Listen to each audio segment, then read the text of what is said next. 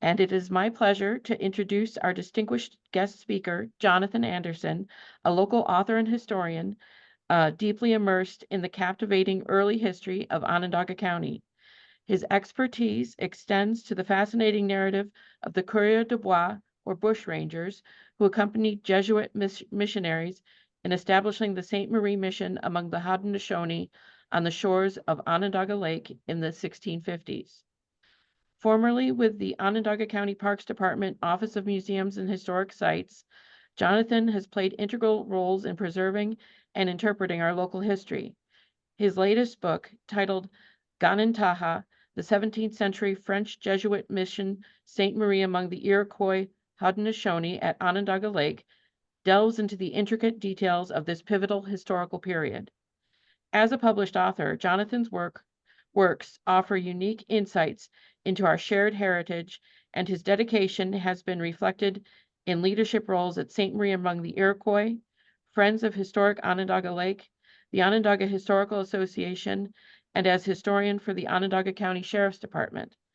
Join me in welcoming Jonathan Anderson, whose expertise promises to illuminate the captivating stories of the French Courier de Bois and the 17th century Jesuit mission, enriching our understanding of the profound history and that shapes our community. Wow, that was a great introduction. Thank you.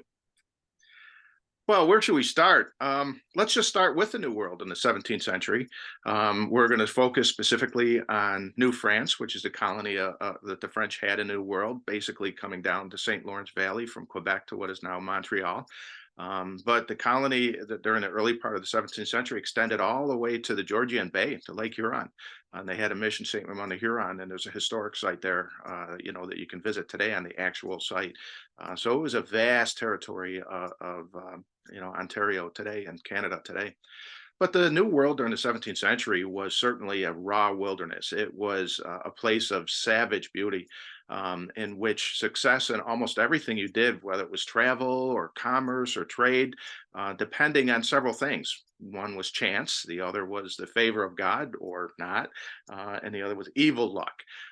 But it was certainly a place that either bred or broke men of strong character. The men who settled the region, certainly the men of the St. Marie expedition, were many things. They were men of vision, they were men of fortitude, great courage. They had a lot of frontier practical skills and a strong pioneering spirit as well. But there was another thing that described the men of that mission and of that period, and it was a word that came out of the period from the French in the New World, that has no English parallel to the word. And it was a word called prevoyance. And what that referred to was these men had a certain awareness, a situation awareness of the world around them and the situations that presented themselves. But along with that came the ability to act upon that in a way to put yourself at a position of advantage. And certainly the men in the expedition of St. Marie had that. But I think they also what they suffered during this expedition and what they experienced also gave them something I think that was very precious to them, and that was their faith. And I think these men certainly, of all the things that made up their character, they were men of faith first of all. So that's kind of a period of the men of the expedition. There were several contingents. There was the Jesuits, who were the ambassadors for the church and the king in the colony. And they had their contingent of donnees and brothers as well. They had Frenchmen who was there, all sorts of trades. All the trades practiced in a small city were there, but they had a security force as well that consisted of a number of characters that we'll get into, including the Courier de Bois here. So in order to explain the military presence in the New World during the 17th century, it's important that we explain the governance, is how it was administered. So they had a governor who was appointed by the king, King Louis XIV, the Sun King, and then they had town majors in the major settlements: Quebec, Three Rivers, and Montreal. And the town majors had their own militias that protected the settlement and the immediate grounds around it. There was no real uniforms for these militias. They had similarities in terms of the equipment that they had, which I'll introduce you to some of it in a minute, but really no military, uniforms. There was no standing army in New France at the time prior to the 1660s. and during this period. So the militias did, though, because of their pride and who they were and where they mustered from, did start to collect or at least practice having different colors in their highlights that they had in their clothing, such as their sashes and things like that. So those from Quebec like to highlight red in their highlights. Those from Three Rivers like to highlight white, and those from Montreal who were the first to fight the Iroquois every time they worked their way north, sported blue in their highlights. So the character that I have with me behind me mostly has red, so he would have been from the Quebec area. So the local militias were run by the town majors, was one military presence and character that they had. Trade companies came in and had monopolies on the trade industry, like the company of 100 associates, and they hired mercenaries to come in and work and protect their interest and their activities as well. So we had the private security forces, the mercenaries, and then we had the Courier de Bois, who worked as frontiersmen and guides. They really started by Samuel de Champlain in 1609. These were independent frontiersmen. They were experts in the field, and they were very independent. They were said to be very tough to manage and even mutinous when they were in large groups. But some of them acted independently and in competition with the merchants in the settlements at times. For example, they liked to trade liquor, French brandy to the Native Americans. That was very unpopular with the Jesuits, of course, and with the governance who wanted to keep the blood of the trade, sober in a way. But these men knew if you didn't supply, the brandy that was in demand, then the fur trade might divert it to the Dutch and their rum, who were coming up the Hudson Valley at the time. But so some of them acted in competition, with the settlement merchants, but some of them acted as agents for those merchants as well. But they were emerging during the 17th century as an elite breed, the Coureurs de Bois, in terms of the frontier activity. So other than it's important to remember when we have these groups, the security forces, the militias, and the Coureurs de Bois, that they weren't an offensive force prior to 1660, with the exception of Champlain's 1609 and 1615 expeditions against the Iroquois. There was really no organized military offensive against the enemies of New France. These were basically a private security force, and their main role was defensive. And working, the area, and their interests were to protect two areas. One was the interest of the crown, the king, of course, which was colonization and the trade, and the others were to support the missionary activity by the missionaries in the area. Predominantly, we'll talk about the Jesuits, in the mission episode of Sainte Marie. So let me introduce you first to some of the equipment that these soldiers and militias had. I have my Coureurs de Bois fellow behind me. And one of the things you see is his bandolier that he has here, which has all of his equipment or his powder flasks on there. And they were little things called apostles, and they were the powder measure, had a known powder measure in there. And so, what he did is when he had these on his belt, on his bandolier, he would take the top one, start his way up, and pull that open and pour it down the barrel of his musket. And then once that was full, he dropped this one, and there was two of them on linked together, and then he just pulled one down and one up. The one that was pulled up was the empty one, and as he worked his way down his bandolier, the last empty one was always pulled to the top. Everything above it was empty, and everything below it was full. So that's how the bandolier basically worked. They were called apostles, and of course, our bandolier has 12 of them on there, and that was just kind of an interesting, connection to their, working with the missionaries in the area. But they also had flasks with them, wooden flasks. This is a reproduction that I made, and this would have carried extra powder, with them, and flasks like that. They carried a number of accoutrements with them, and one of them was a plug bayonet. This was carried at the end of the bandolier, and this was a device that could have been used independently as a weapon. But typically, if it got to be close quarters, fighting, or they ran out of powder or ammunition, they just plugged this into the barrel of their musket, and now they had a long pike to use. So this was the period piece, the plug bayonet. We also know that when we come to those types of weapons, cutlery, we have, we knew the soldiers of Sainte Marie had a sword. There was one episode at the mission where, when tensions started to break down, where a soldier actually wounded an Iroquois warrior with his sword.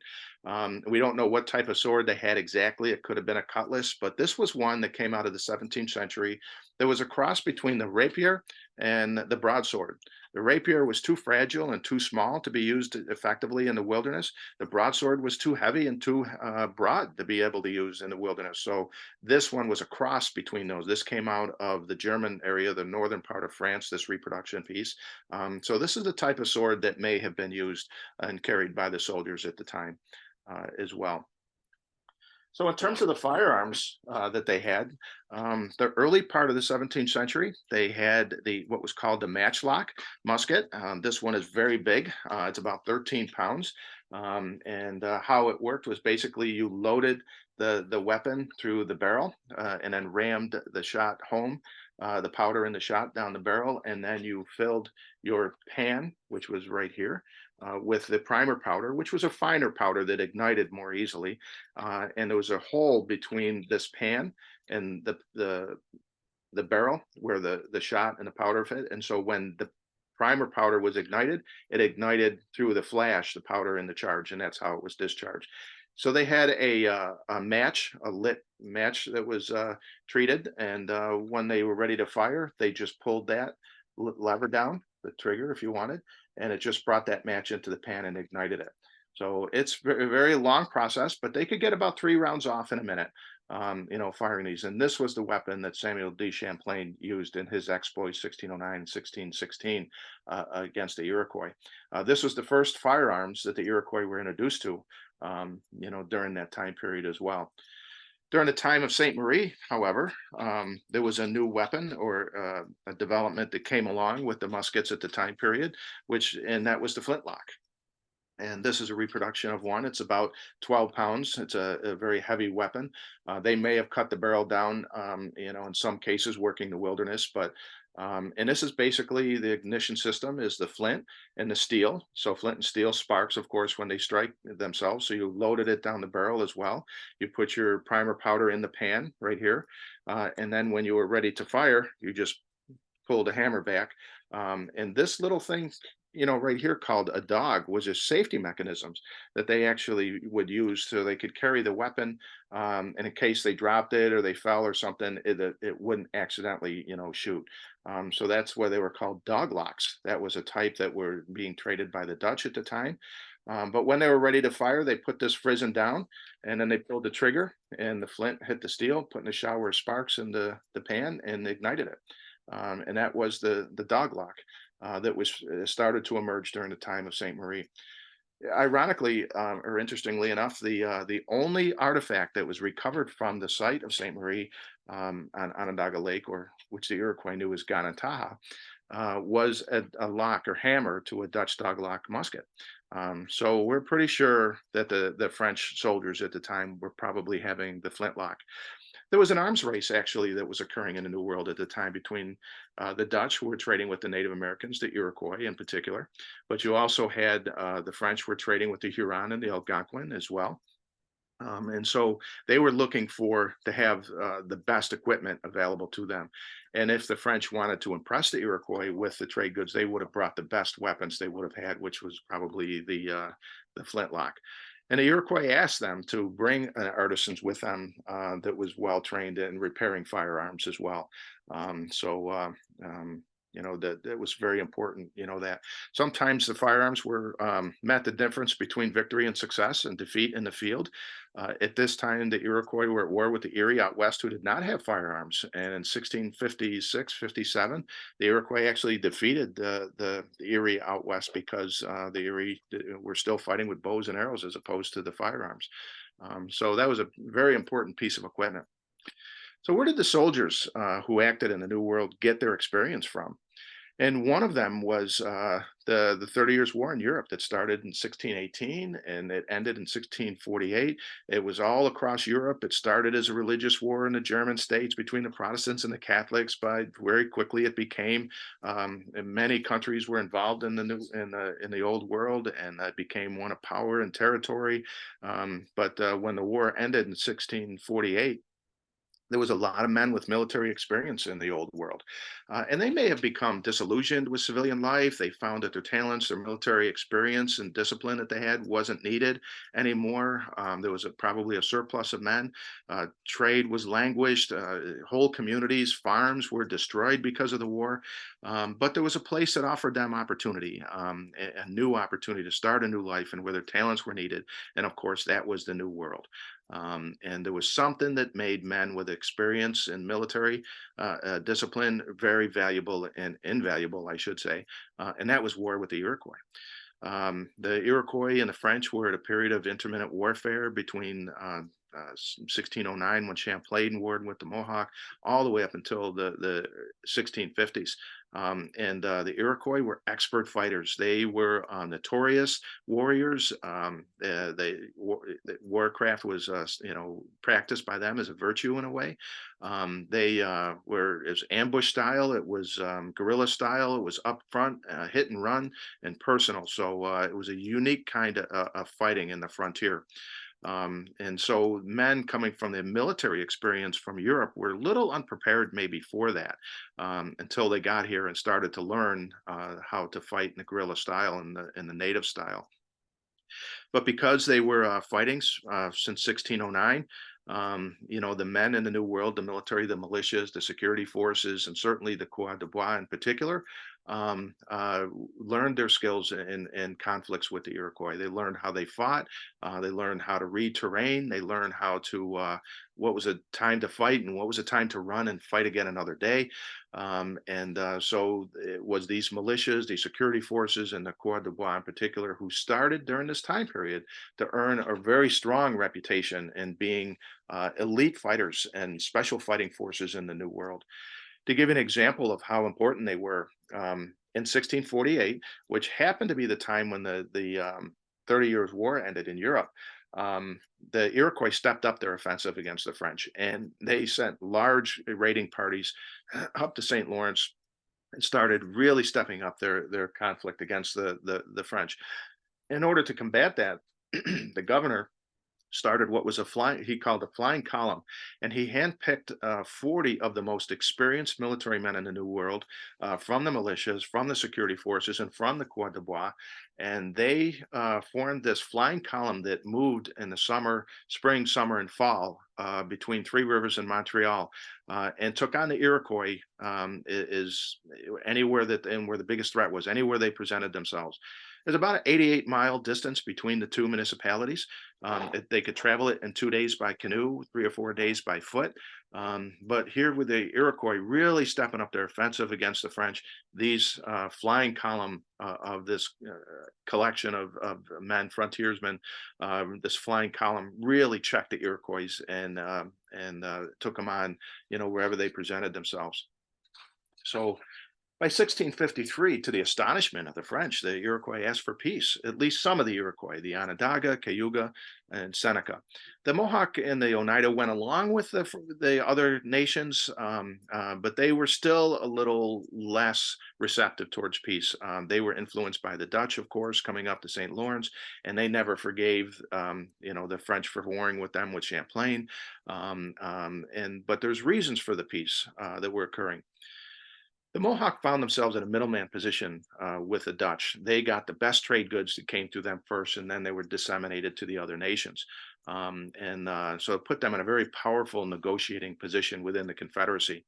And the Onondaga wanted that position with the French. So if they could get French trade goods coming down from the St. Lawrence, they were in that middleman position to get the best trade goods disseminate out. And so there was some competition and rivalry between the nations there. But also the Iroquois were at war with the Erie to the west and to the Susquehanna to the south, and they didn't want a three-front war. And here, the only ones that have firearms are the French, and so they invited peace with the French as well.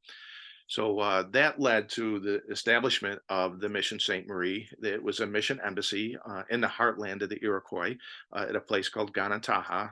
That roughly meant a place for council fire. That was where the Iroquois Confederacy was founded on that lake. We know that lake today is Onondaga Lake. And that lake was very politically significant to the Iroquois because that was the founding place of their Confederacy. It also had a lot of spiritual significance to them. Some stories from the creation story that occurred there. And so, if the Jesuits and the French were going to build a mission embassy there, they were going to build it at a place that was politically and religiously significant. And that's why they picked Ganata, centrally located in the Onondaga country, the Upper Iroquois, and between all of the nations. And from that embassy, they operated and worked the field in all the other nations of the Iroquois. They predominantly went to the Onondaga, the Cayuga, and the Seneca. They did visit the Oneida, but they didn't go into the Mohawk country because they were so resistant to the French still. Even though the Iroquois accepted peace, invited peace with the French, they did not recognize the peace with the allies, the native allies to the French, which were the Huron and the Algonquin. So it was a very fragile peace, a very tenuous situation where the French were at peace, but their allies, the Huron and Algonquin, were still at war with the Iroquois during this time period. So, but it was necessary. The wars had killed and choked out the fur trade, which was the economic backbone. The French were in no place to refuse. They had no way of really taking on the Iroquois. They were hard pressed to get peace going. And of course, the Jesuit missionaries were excited about going into the Iroquois country. Just to tell you a little bit of how the conflict and the warfare was, this was the martyr period that we have places like Orisville celebrating the North American martyrs, the 8 Jesuits who were killed. Actually, there were 6 priests and 2 laymen. But this was the period of warfare between 1629 and 1640. It was just decimating the colony. So the peace was necessary and very important. So, in order to put the expedition together, the French picked the best, most talented men that they had in the entire New World to build this place. Francis Lemercier was the mission superior for all the missions in the New World, and he was a part of the contingent. Zachary Dupuy, who was the commandant, the most experienced man in the New World, the commandant of the garrison at Quebec, volunteered to lead the security contingent down there. And they had the Bovan brothers, who were some of the most talented housewrights in the New World, coming down. So it was a very, very desperate but very important and significant expedition. We know that out of about 50 men, that there were about 10 or 12 security force who were here. They were handpicked from the militias, from the security forces, and from the Courier de Bois to come down into the middle of their previous enemy, the Iroquois, and establish this mission embassy here. So the men that were picked were pretty tough, individuals, and their job was not only to protect the mission site, but also to protect the architects of the New World, who were the Jesuit fathers, and their exploits in traveling back and forth to the missions and the nations as well. The Jesuits basically lived in the Iroquois villages during the wintertime, early fall and spring. And then in the summertime, when those villages were depopulated, the Jesuit fathers went back to the mission site and used that as their seminary in a way. And that's where they had their spiritual exercises at the mission. And so the soldiers were responsible for protecting the mission site itself. And also assisting and guarding the Jesuit fathers in their travels back and forth. Um, so, what kind of establishment did they have? We knew that they had a palisade that was built around the mission site, which was typical for the period. The Iroquois actually asked the French to build a strong palisade in order to protect their women and children while their warriors were away in the field in case the Erie or the Susquehanna presented themselves. And they had a place where the women and children could go for the protection. So they also had livestock. They had pigs and chickens with them that they had to protect. And just in case the Erie or the Susquehanna did show themselves, at least they wanted a place of protection. And just in case the peace went bad and wars broke out, that they had a place at least they can defend themselves for a short period of time.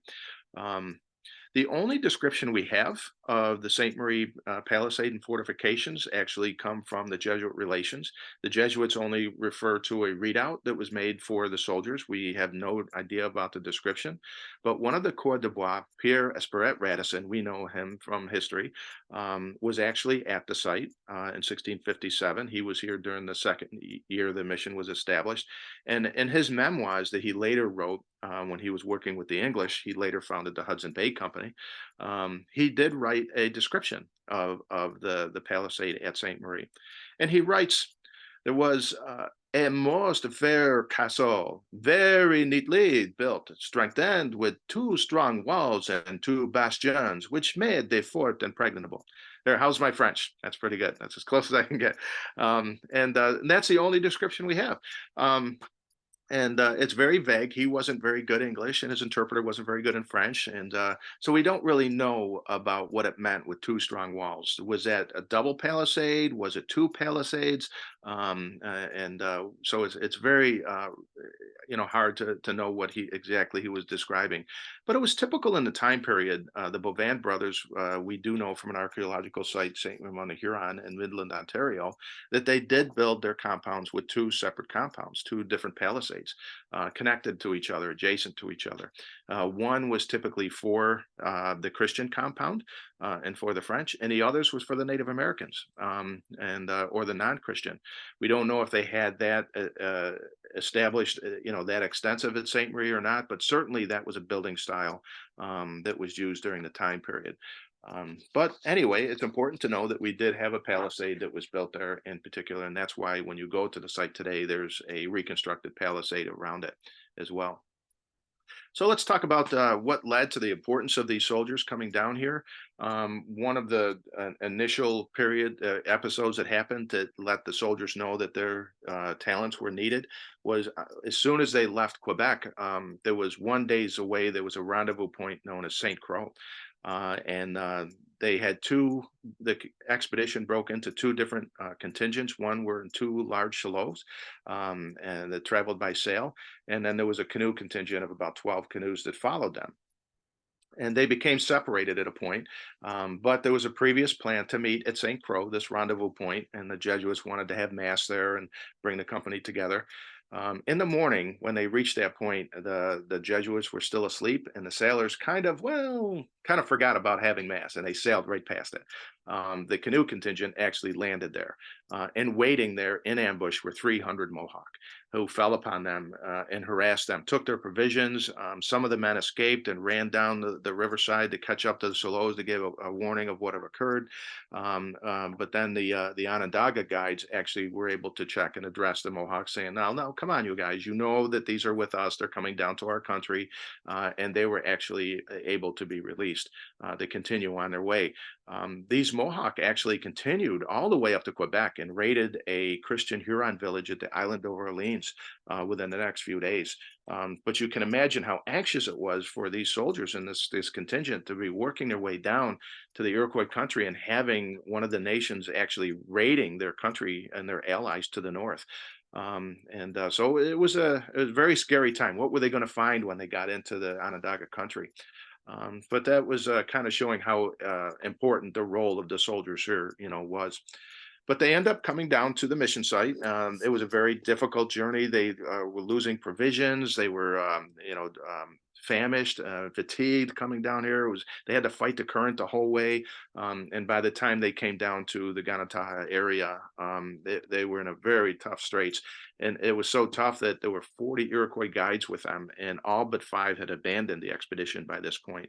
And here's where we see the Iroquois invitation for peace was genuine.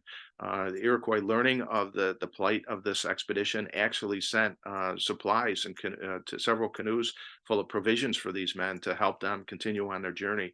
And then when they arrived at Sainte Marie, or at the area that would be Sainte Marie, they were very welcomed by the Onondaga coming here genuinely. The soldiers knew that they had to put on a strong display of their talents, and so they did have 2 salvos when they first approached. They landed about a quarter mile from the rendezvous point where they were to meet the Onondaga, where the welcoming party was for them.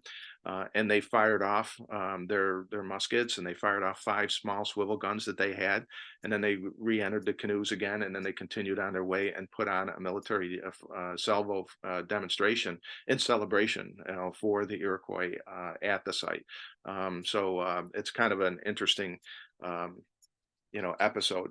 And they talked about when they fired um, their muskets for the demonstration. They wrote about that particular, salute that they gave, and they wrote this nice little package that said that the thunder resounded along the water of the lake, rolled over the water, burst in the air, and was most agreeably re-echoed by the forest. And it's just kind of a beautiful way of kind of explaining how that demonstration went. So things were going well the first year. The Jesuits were operating out of the Seneca, Cayuga, and Onondaga country. The mission was built proper. They had a number of buildings in there, and everything was going well. And then we had an episode we call the Exodus, or I call the Exodus, in which the Iroquois invited the Huron down into their countries. The Mohawks were asking the Huron to come down to their country. The Onondaga were asking the Huron to come down to their country. The Huron really didn't trust the Iroquois at all, but they were kind of forced to split up. And one contingent of Christian Hurons left Orleans to go down to the Mohawk country, led by Father Simon Lemoyne. Lemoyne College locally is named after him. And another contingent left with Father Paul Reginault and Pierre Esperet Radisson, the Courier de Bois, to come down to the Onondaga country. Unfortunately, the Mohawk contingent, as soon as they got into Mohawk country, were taken captive. As soon as they left the protection of the French, they were all put into bondage and taken captive. Simon Lemoyne, the negotiator that he was, well respected among the Iroquois, negotiated his own release and left and walked through the forest to go back to Montreal and Quebec to give word had just occurred. The Onondaga contingent had a similar fate. We had a number of soldiers that were coming down to resupply the military contingent at the mission.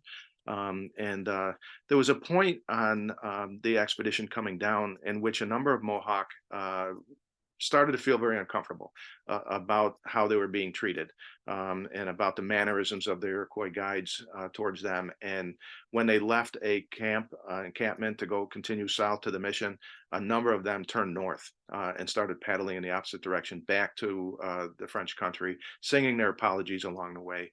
And this infuriated the Iroquois, and at the next landing spot that they had, everybody was disembarking. The last canoe to come in was a canoe with Pierre Radisson. He had a Seneca man behind him who was the steersman in the canoe, then Radisson's position, and then there was a Huron man in front of him, and then there was another Iroquois man in the bow of the canoe. And as soon as they landed, they all step out of the canoe together because they're very unbalanced things. So you had to coordinate your efforts to get out. And as they all stepped out of the canoe, the Seneca man pushed Radisson aside and killed the Huron man with a hatchet blow to his head. And then the Iroquois man in front started charging his musket, and all the other Iroquois fell upon the Huron. The Huron, the Seneca man, was yelling at Radisson, "Don't be afraid. Our war is not with you. Our conflict is not with you." The Jesuit father, Paul Reginault, had to go amongst the French and try to tell them not to interfere. And the Iroquois killed all but one of the Huron men. The only man they saved was a man who had a reputation of having mercy and was kind to Iroquois captives as a younger man. They recognized him for that and saved his life. He later was able to escape and was lost in the forest. But all the women and children were taken captive. But the French were left alone and allowed to continue on their way. And you can imagine the anxiety that they had of not being able to protect their allies with them. When they reached the mission site, the rumors were coming that negotiations were breaking down with a new governor in France. There was rumors that they were also going to be taken captive or killed. And this was a time when the soldiers of Sainte Marie were most needed, and they actually mutinied. They actually were going to abandon the mission, every man for themselves. And this feeling of mutiny, this feeling of abandoning the site was infectious with all the French within there, the other men who, the craftsmen and all the other Frenchmen who were there. So it was a dilemma for Lemercier and Dupuy to try to solve this problem. Well, they had to get a courier canoe to Quebec and Montreal to the settlements to the north, to the governor, to let them know what had occurred. And so they put together a messenger flotilla of two canoes full of probably 8 men, four apiece, to go back to and give word to the French of what had occurred. And my feeling is we don't know exactly what happened, but I think that they probably picked the most mutinous of the men and gave them exactly what they wanted, a chance to get out of there. Those are the ones most motivated to succeed. And it also removes that attitude away from the other men, which was very infectious. And this expedition did take off and to head back to New France. And the Onondaga, learning of that, actually gave pursuit. So we have this canoe chase, all the way up to Lake Ontario, up to, I don't know how far it went up to St. Lawrence or not, but these men were very motivated and they escaped their pursuers and gave word to the governor of New France of what had occurred. And at this time, the new governor, he said, well, I have to take a strong hand against these Iroquois. We just lost both our Huron contingents down there. So he ordered the arrest of every Iroquois envoy that could be located between Quebec and Montreal. I mean, yeah, Quebec and Montreal, which were about 40 to 50 envoys. And that infuriated the Iroquois. And they said, you took our people captive? Well, we have your people captive as well. And the men at Sainte Marie became unwilling hostages in this bigger political play that was going on around them. So they didn't stand a chance to protect themselves if the conflicts did turn hostile. They only had about 12 men, soldiers who were experienced. They could hold off the Iroquois, they knew, for a period of time. But they knew they had to do something and try to escape.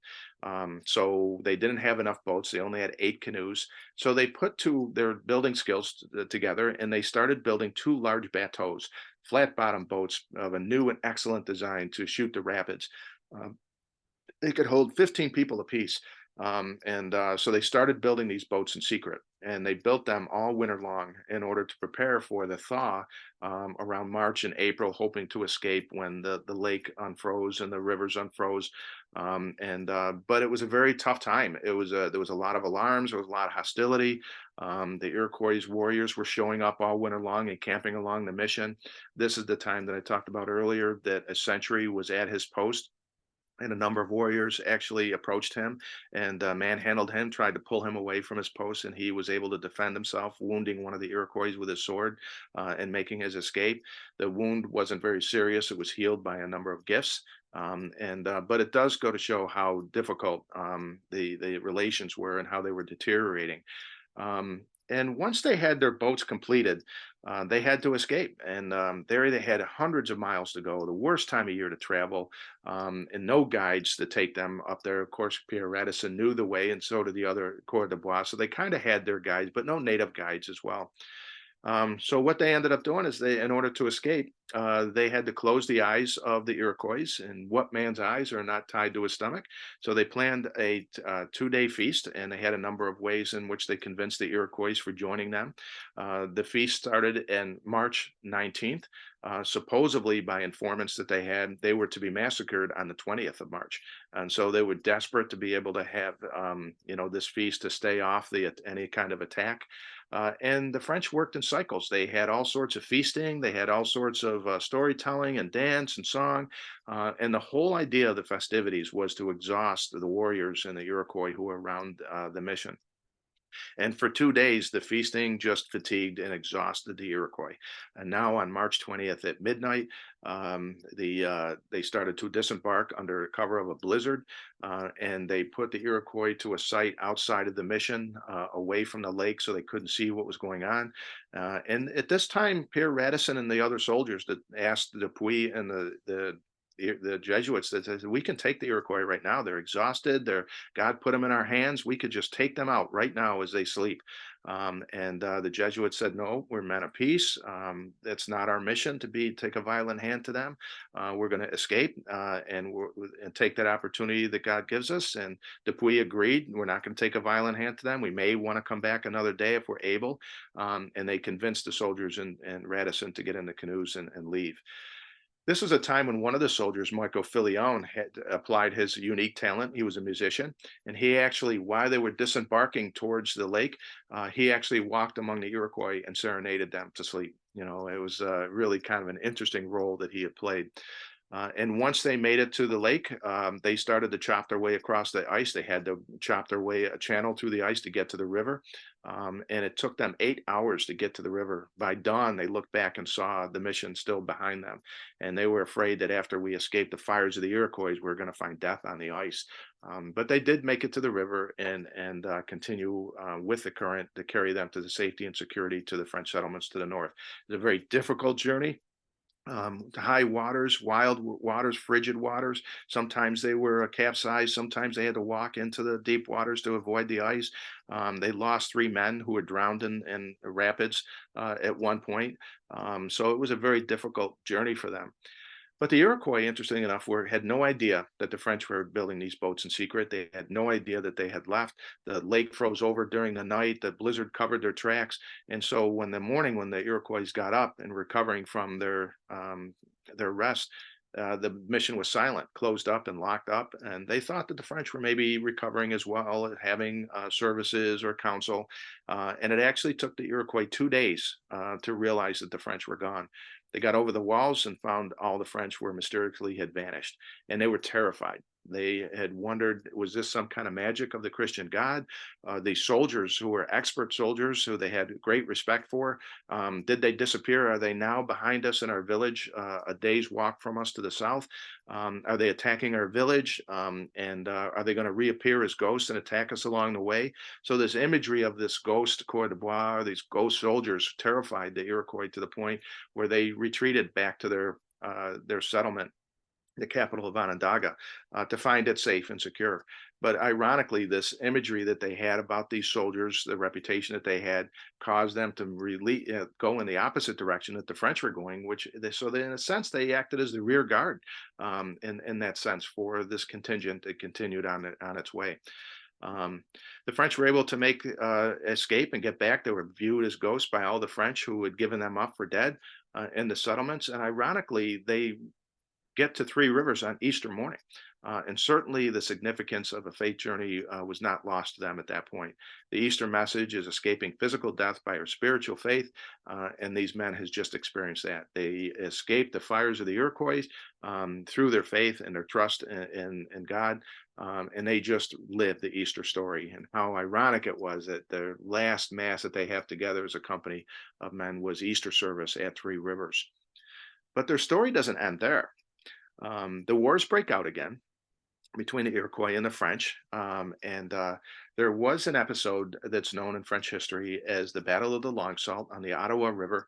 It meant the Long Rapids, in which Adam Dollard and 17 Frenchmen want to go to the Ottawa River and set up a protection detail for a flotilla of furs that are coming from the Great Lakes. This was led by Pierre Radisson himself. After he escaped the mission Sainte Marie, he went out and started trading with the Ottawa. In 1660, he's on his way back. He gives word that he's coming through with a large flotilla of furs that are badly needed. And Adam Dollard and his contingent want to meet him at a rendezvous point to protect that canoe flotilla coming through. The Long Sault was picked because it was a long rapids in the Ottawa River. This was a known ambush point because if you're fighting the rapids, you can't go to your firearms and protect yourself. And so they knew that they were going to set up ambush against any Iroquois that might show themselves here. They were joined by about 40 Huron and 4 Algonquin. And they actually, by accident, at that point, came across a vanguard of an invasion force, a large invasion force of 200 Onondaga warriors.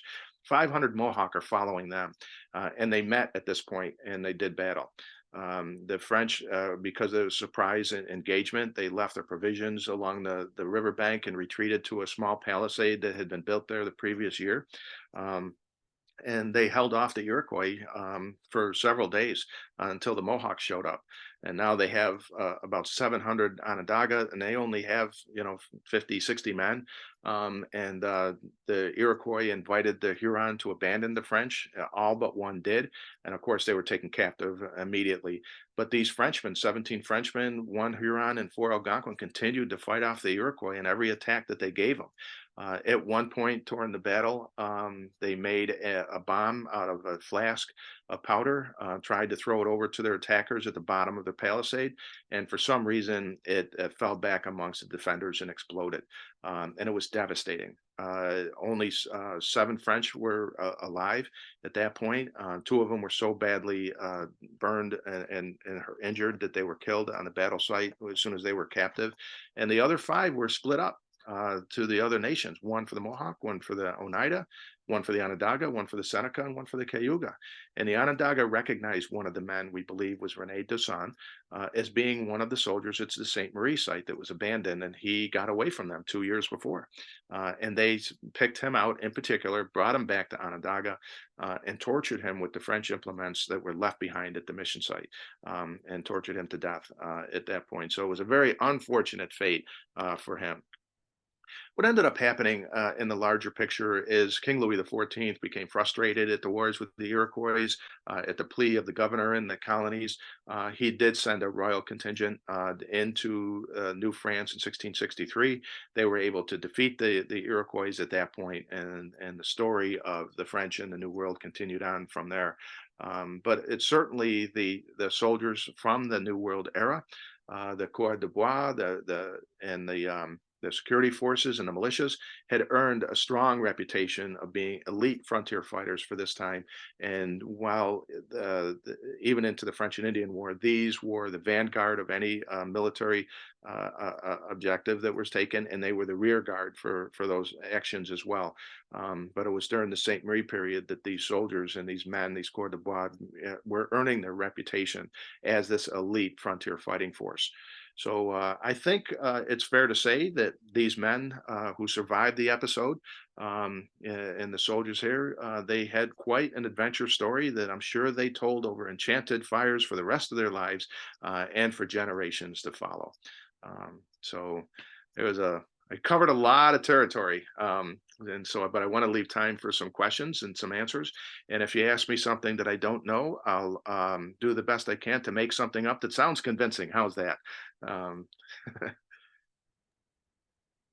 Yes, thank you, John. any comments, questions? Well, I will say that one of the things that these soldiers did that they knew is they had to demonstrate courage. One of the best protections they had was to earn the respect of the Iroquois. The Jesuits knew this strategy, and so the Jesuits often exercised great courage in the face of animosities or difficulties, and because they were respected, it ended up being a very defensive role if your enemies respected you. And certainly the soldiers played this out, and they understood this as well. And I'm sure their demeanor every time was very disciplined and very serious. To give you one example is when the 1657 expedition led with that massacre that occurred on their way down to the mission, Father Paul Reginault went among the Iroquois and chastised them and started to argue against their actions.